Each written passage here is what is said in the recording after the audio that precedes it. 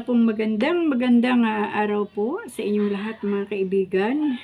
Ngayon po ay araw ng mga puso at talaga pong mula pa kaninang umaga ay wala pong humpay yung batian ng Happy Valentine's Day, Happy Hearts Day. Ano po? At salamat sa Panginoon dahil nilikhaan niya po tayo ng puso. Yan. Puti na po ang buhok ng inyong Lola Inday at wala na po kong balak na pakulayan yan. Bukas na po tayo mag-Bible reading mga kaibigan ha. Ang tatalakayin po natin ngayon ay ang John 3:16, ang Juan chapter 3 verse 16 kasi araw po ng pag-ibig ngayon. Gabayan po tayo ng ating Diyos sa oras na ito sa pagtalakay po ng kanyang salita.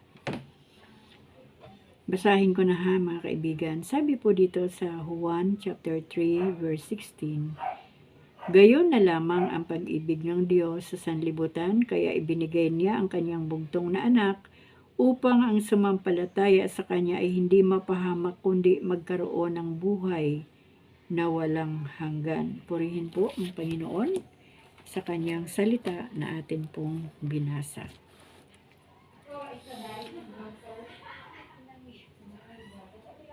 Paulit-ulit ko pong binabasa itong John 3:16 at iba-iba po ang kaunawaan at kapaliwanagan ng Diyos sa buhay ko pagdating po sa verse na ito. Bagamat sinasabi ng mga iba na talamak na verse, pero alam niyo mga kaibigan, ito po ang pinakamahalaga na verse na aking nabasa dito po sa Biblia. Bakit? Kasi dito ko po nakita yung sobra katindi na pag-ibig ng Diyos sa tao. Bagamat ang tao ay makasalanan, pero ang Diyos ay gumawa talaga ng paraan para ang tao po ay hindi mapahamak.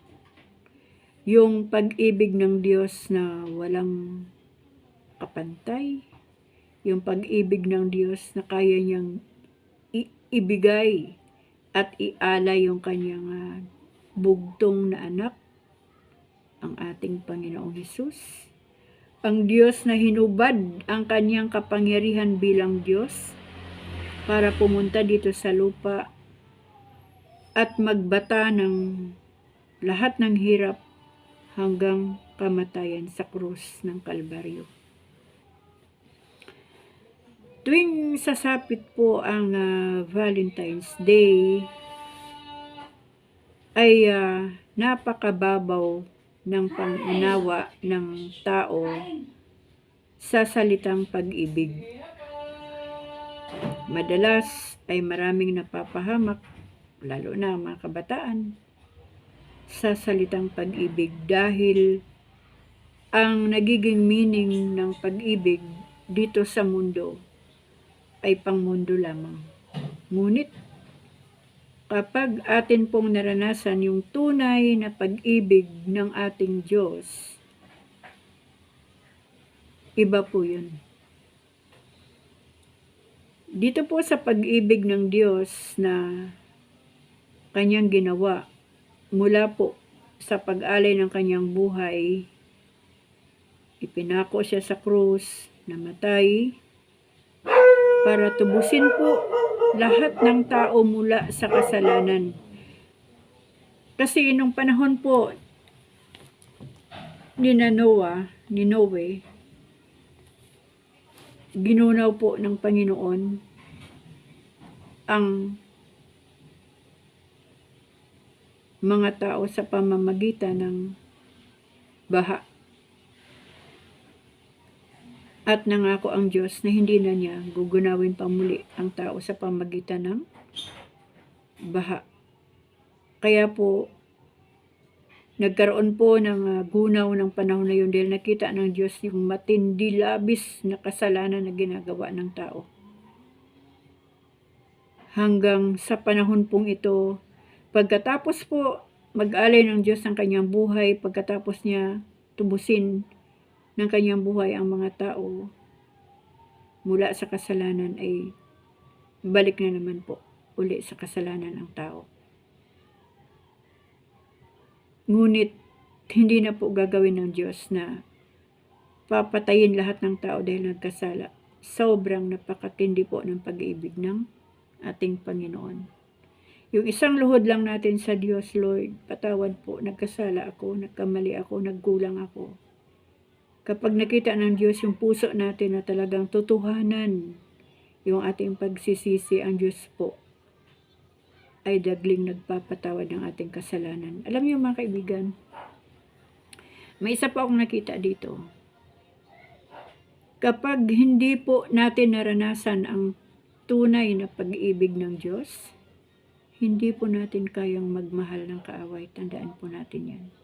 Hindi po natin kayang magpatawad. Hindi po natin kayang unawain ang mga bagay na napakahirap unawain. Hindi po natin kayang magmahal ng walang pagtatangi kapag wala ang pag-ibig ng ating Panginoon. Kaya napaka-mahalaga po sa buhay natin bilang mga anak ng Diyos yung magkaroon tayo talaga ng tunay na pag-ibig mula sa Diyos at talagang ito'y maranasan natin para maipasa din natin ito sa iba. Maipasa natin sa ating mga pamilya, maipasa natin sa ating kapwa. Di po ba dalawang bagay na lang ang mahalagang utos, sabi ng Panginoon. Mahalin mo ang iyong Diyos buong puso, buong isip, buong lakas, buong kaluluwa, at mahalin mo ang iyong kapwa gaya ng pagmamahal mo sa iyong sarili. Dahil kung masakit sa atin, masakit din po yan para sa iba. Kaya, kailangan po natin ang pag-ibig ng Diyos para hindi po tayo makapanakit ng ating kapwa.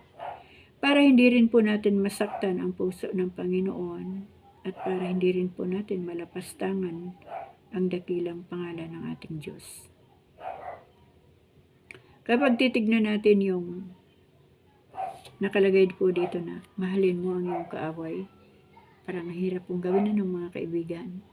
Pero kapag andito po sa ating buhay, nakalagay na sa ating puso, naitanim na sa ating puso, kumbaga kandado na sa puso natin yung pag-ibig ng Diyos, hindi na po mahirap magmahal ng kaaway. Kapag yung mga tao na umaaway sa atin, hindi na galit ang ating mararamdaman, kundi habag. Bakit? Kasi ang galit ay nakapaloob sa kasalanan. Ang panghuhusga ay nakapaloob sa kasalanan. Ang paninira, ang pang-aapi ay nakapaloob sa kasalanan. Ano po ba ang bunga ng kasalanan? Di po ba sinasabi rin ng Panginoon dito sa kanyang salita? Kamatayan ang bunga ng kasalanan. Kaya doon sa mga tao na gumagawa sa atin ng hindi tama, habag, awa ang ating nararamdaman. Alam niyo po nung araw magpapatotoo po muna ako ng konti. Nung araw po hindi ko pa po alam kung paano po gamitin yung pag-ibig ng Diyos. Kung ano ba talaga ang tunay na meaning ng pag-ibig ng Diyos. Kaya nung araw po, nung ako po ay isang Kristiyano pa lang na on and off, hindi ko po kayang magpatawad. Hindi ko rin po kayang mangunawa doon sa mga taong nang-aapi sa akin, sa aking pamilya. Kailangan makaganti. Ganyan po ako nung araw. Kailangan makaganti doon sa nang-aaway, doon sa mga nanlilibak, doon sa mga nagmamarites. Na kapag binato po nila ako ng 3 bato, kailangan ang bumalik sa kanila 100 bato. Ganyan po ang aking karakter nung araw. Pero nung dumating po sa punto na inaristo na po ako ng Panginoon, yung talagang paano kasi tayo makakapagbahagi ng salita ng Diyos sa iba? Paano tayo makakapagsulwin kung wala po yung pag-ibig ng Diyos sa buhay natin? Kaya kailangan ko pong sumuko ng totohanan sa harapan ng Panginoon. Pati rapa, nakadipa, nakaluhod, nakadapa sa sahig. At sinabi ko sa Panginoon, Lord, andito na po ako, nakahanda na po ako. At alam niyo po ba, ang Panginoon, kapag mahal na mahal niya tayo, may palo talaga. Naranasan ko pong mapalo, paulit-ulit para tumino. Parang yung kayong palayok. Binabasag, tapos imumold ulit para makuha yung magandang hugis, makinis. Hindi po mabilis na proseso, unti-unti, day by day, ang pagproseso ng Panginoon sa buhay ko para kuminis ang aking relasyon at pananampalataya sa Kanya hanggang sa maunawaan ko yung salitang pag-ibig ng Panginoon. Lahat po ng aking mga inaway ng mga tao na sa tingin ko nung araw ay mga hindi talaga mabubuting tao. Inisa-isa po sila. Kahit ako po ang nasaktan, ako po ang humingi ng tawad. At salamat sa Diyos. Naging maayos ang lahat, naging payapa na. Kapag may mga nagkukumpul-kumpulan, at parating ako na may dala akong Biblia, sasabihin, uy, tika muna, hinto tayo, andyan na si Rely, oh. Nakakahiya, may dalang Biblia, born again na kasi yan. Yung mga dati kong kaklase sa kanto nung araw, at aming pinag-uusapan ang buhay ng iba, ay naiba na po. Naiba na po yung landas ko, at ako na po yung ginamit ng Panginoon para makapagbahagi ng salita ng Diyos sa kanila. Kasi mga kaibigan, mahirap ipasa ang pag-ibig ng Diyos kung wala naman talaga sa atin. Madali lang po magbahagi ng salita ng Panginoon. Madali lang mag-soul win. Imbitahin mo lang yan sa church. Ilibre mo lang yan ng pamasahe. Pwede na. Pero ang tanong, kamusta ka? Yung dinala mo sa church na born again ng maayos, pero yung nagdala, kamusta ka? Di po ba? Kaya, kailangan po natin ang salita ng Panginoon upang maunawaan po natin yung pag-ibig na totoo ng Diyos na kailangan talagang maranasan ng tao. Hindi po lamang sa pagmamahal sa kapwa, kahit po sa kalagayan natin sa buhay. Kapag ang buhay natin ay lipos ng kahirapan, dumarating sa punto yung grabe ang hirap, grabe ang sitwasyon, hindi po ba nababago tayo? Naiinis tayo.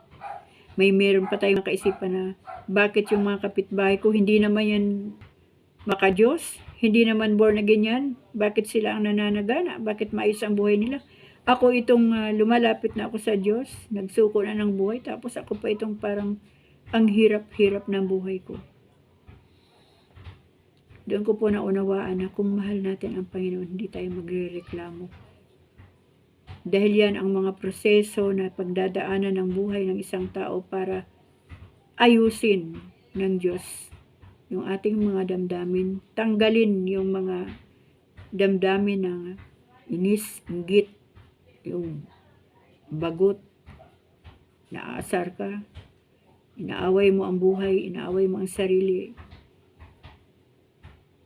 inaaway ang pamilya kasi hirap.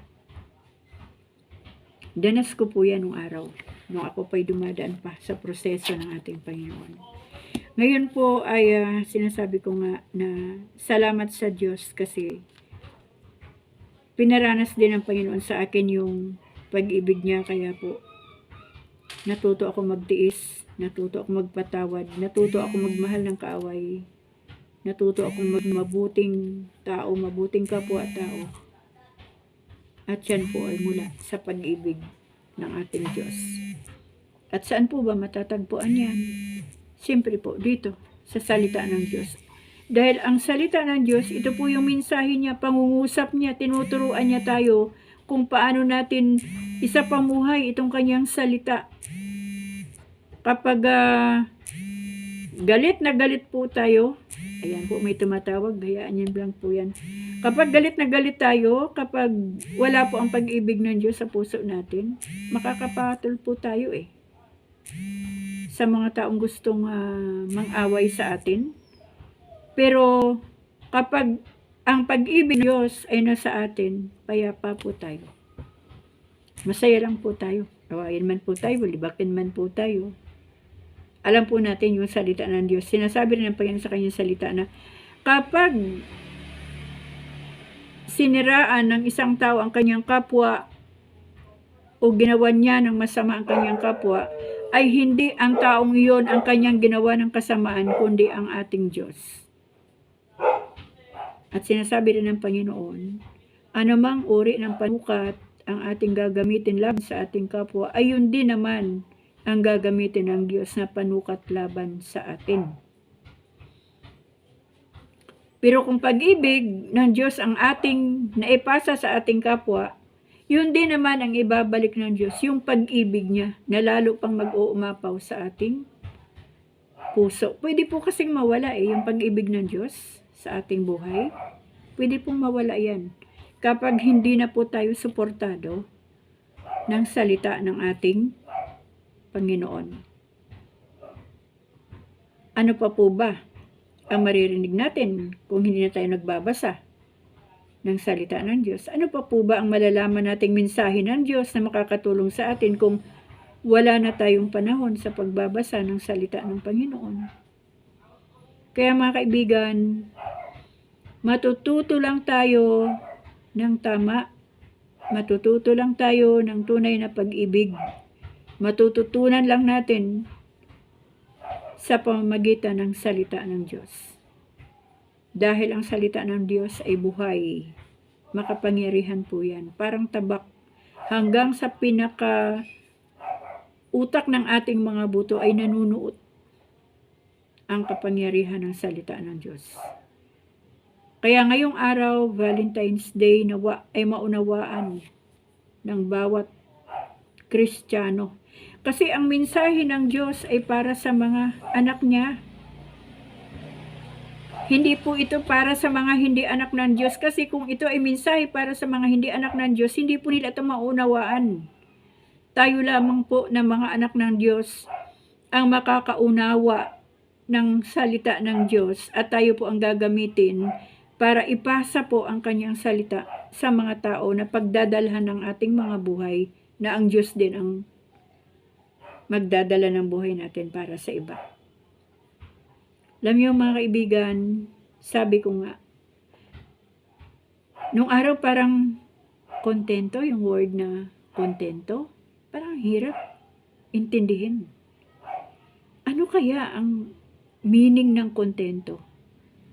At sa panahon pong ito na po yung panahon na pinaunawa na sa akin ng Panginoon, yung kahulugan ng salitang kontento. Ngayong panahon, wala po kaming trabaho, wala kaming hanap buhay, pareho po kaming may karamdaman ng aking asawa na hindi na po namin kayang magtrabaho pa. Sabi ko nga po sa inyo nung nakaraan, nagbabasa lang ako ng salita ng Diyos doon po sa may bubong namin. Meron pong atake ang puso ko. So, hindi na po pwede. Sabi ng doktor ko din, relax ka na lang. Hindi mo na pwedeng gamitin ang katawan mo na gaya ng dati. Kasi talagang inabuso ko po mga kaibigan ang katawan ko. Talagang lahat na yata ng kaya kong gawin na trabaho ay ginawa ko na. Pero yung salitang kontento, paano? Paano kami kontento kung wala? Hindi po ba? Parang hirap naman intindihin, really mixed stories. Paano mo yung kontento na ibig sabihin, na sinasabi mo, makontento? Mga kaibigan, sa panahon pong ito, umiinom po kami ng gamot na pang-maintenance. Kumakain kami, nagbibills kami, at bumibili ng mga pangailangan namin. Paano naman really mixed stories kung wala kang pera? Yan nga po ang kagandahan. Salamat sa Diyos kasi yung pag-ibig ng Diyos na ipinasa sa magulang namin, na naipasa din sa amin, habang nagpapalaki ako ng aking mga anak, ay naipasa ko din sa kanila. At sa panahon pong ito, nagbalik ng paglingap, pagmamahal ang aming mga anak. Kaya kami kumakain ng 3 beses sa isang araw. Kaya kami nakakainom ng gamot. At may mga tao din, mga kamag-anak, mga kaibigan, na ginagamit ang Diyos para tugunan ang aming pangangailangan. Pero ang hindi po ako kontento doon sa sitwasyon na, Lord, baka pwede pa naman kaming magtrabaho. Bigyan mo pa kami ng isang chance. Bigyan mo kami ng butil ng pagpapala para maitanim namin, tumubo, mamunga, yumabong, para magamit namin sa aming sarili at mapagpala din namin ang aming mga anak at maging alulod din kami ng pagpapala para sa iba. Ang meaning ng kontento, na kung ano yung kalagayan natin, huwag na tayo maghanap ng wala. Pasalamatan na natin ang Diyos kung ano yung ibinibigay ng Diyos sa atin sa bawat araw. Sa mga kagaya kong mga lola, sa mga senior citizen na kagaya ko. Ayan po, tignan po natin sa salamin ng ating mga sarili. Puti na po, ito na po yung original na kulay ng aking buhok. Puti na po ang buhok natin. Ibig sabihin po, mga ka-senior citizen, marami na po tayong natapos ng mga obligasyon sa buhay. Marami na po tayong pinagdaanan. Marami na po tayong natutunan. Kaya ngayong panahon na to, ito na yung panahon na mamuhay tayo sa tama. Kung anong ibinibigay ng Diyos sa bawat araw sa atin, pasalamatan natin. Huwag tayong maghanap ng kulang. Dahil ang Diyos hindi talaga magkukulang sa atin. Hindi magbibigay ang Diyos ng kulang. Ang biyaya ng Diyos ay laging on time, hindi yan advance, hindi yan late. On time yan palagi. At kapag tayo ay totohanang nananampalataya sa ating Diyos, matuto tayong maghintay. Naalala niyo po ba kapag binabasa ko po yung buhay ng mga Israelites dito sa ating Bible reading daily? Pagkatapos bigyan ng Panginoon ng mga pagkain, tubig ang mga Israelita, panay na naman ang reklamo nila kapag wala na silang nakikita. Lately, nagsasawa na sila doon sa binibigay ni Yahweh ng mga pagkain. Sabi na, ano ba naman Moises? Gusto naman namin makatikim o makakain ng karne. Di po ba?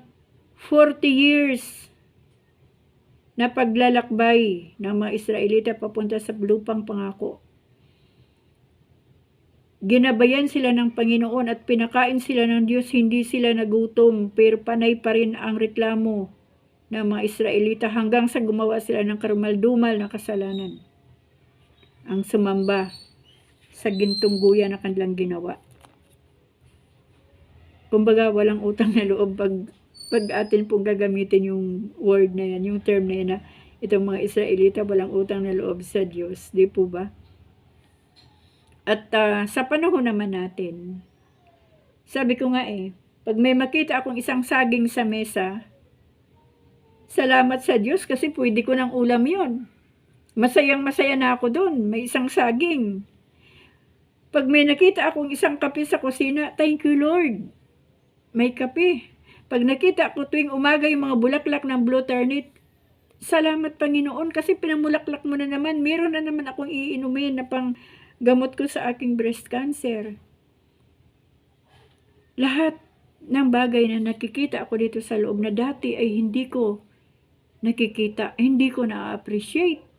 Pero ngayon, kapag kontento na pala tayo sa buhay, ultimo, yung pinakamaliit na bagay na hindi mo dati nakikita at hindi mahalaga sa'yo, tuwang-tuwa tayo. masayang masaya tayo. Sabi ko nga sa aking edad, hindi naman po ako mangyaman, mga kaibigan. Pero wala na po akong hahanapin pa sa sarili ko eh.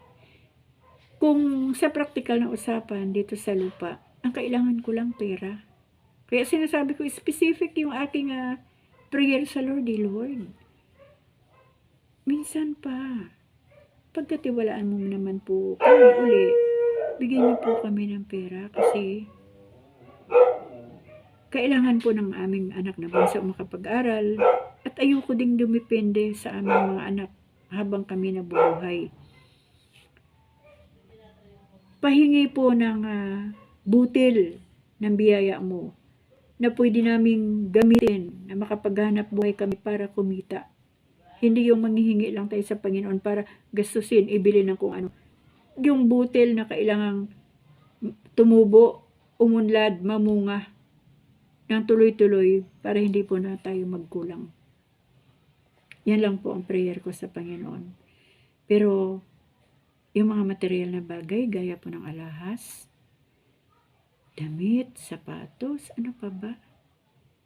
Yung mga gamit sa loob ng bahay, mga appliances, wala na po akong gustong ganun eh. Tapos na po ako doon. Naranasan ko na po ang mga bagay na ito. Meron naman po kami upuan, meron naman po kaming lumang ref, meron naman po kaming electric fan, meron naman po kaming tsinelas, meron naman po kaming sapatos. Ayan po, last birthday ko, last year, ayan po, yung mga bagay na hindi ko pinapangarap, mga kaibigan. Ayan po. May nagregalo po na kapatira ng air fryer. Meron naman po kaming pinambibili ng gas. Meron naman po kaming pinangbabayad sa tubig. Ano pa ba ang pwede kong hilingin sa Diyos na mga material na bagay? Wala na po. Naranasan din namin magkaroon ng sasakyan. Kaya, kumbaga, lahat yan ay naranasan ko na mga unexpected blessing na dumating sa buhay namin at bunga din po yan ng panalangin. Kaya lang matagal talagang panahon bago binigay ng Panginoon. At yung mga bagay na meron tayo kapag tayo nawalan, yan po yung binigay ng Diyos para magamit po natin doon sa panahon ng kawalan. At dahil po sa pag-ibig ng Diyos, nauunawaan po natin pati ang sitwasyon ng buhay natin. Ang saya po ng buhay, mga kaibigan, kapag kontento po tayo. Sabi ko po, kaninang umaga sa Lord, alam niyo po, isang piraso na lang yung gamot ko sa high blood. Wala na akong Ayan, naputol po ang ating video. Idudugtong ko na lang po. Sabi ko po kanina, wala na po akong gamot. Alam niyo po, ngayong araw, binigyan kami ng aming anak ng pambiling gamot. Sabi ko, Lord, kulang yung pamasay ng aking bunso. So, solve na uli. Kaya mga kaibigan, ang pag-ibig ng Diyos, sobra, hindi po natin kayang i-explain. Grabe. Iniisip pa lang natin, alam na ng Diyos yan. Kaya wag po tayong mag-alala. Mahal na mahal po tayo ng Panginoon. Basta ang kailangan lang po natin, maipasa yung pag-ibig ng Diyos sa ating mga kapamilya, sa mga tao na ating nakakahalubilo at sa mga kadugo, kamag-anak, mga kaibigan. At maging sa inyo man po na mga kaibigan ko dito sa social media, lahat ng aking mga subscribers na nandito po sa Really Mix Story sa aking YouTube channel, nawa po tayong lahat ay makaranas ng pag-ibig ng ating Panginoon dahil ang pag-ibig po ng Diyos ang susi sa lahat. Susi para magpatawad, susi para magmahal ng kaaway, susi para makaunawa, susi para hindi mainis, susi para maging masaya at maging kontento. At higit sa lahat, susi para makamta natin ang pangako ng Diyos na buhay na walang hanggan upang makauwi po tayo sa tunay nating tahanan sa langit. Kaya mga kaibigan, hanggang dito na uli ang aking sharing sa inyo. Bukas po ay magbabasa po ako uli ng salita ng Diyos para po sa pang 39 days po natin sa Bible reading. Isa pong magandang gabi po sa inyong lahat.